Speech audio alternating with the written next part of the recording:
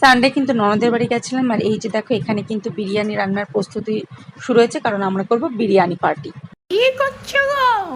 এই যে আরে আজকে চিকেন বিরিয়ানি করছি, ননদের বাড়িতে এসেছি চন্দননগরে, এখন চিকেনটা এখানে সেদ্ধ হচ্ছে, তারপরে হবে বিরিয়ানি।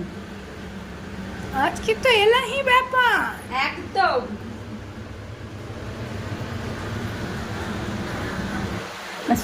দেখে তো মনে হচ্ছে দারুণ টেস্টি হবে। ইয়েস, বিরিয়ানি বানানোর পর আবার দেখাবো আমি।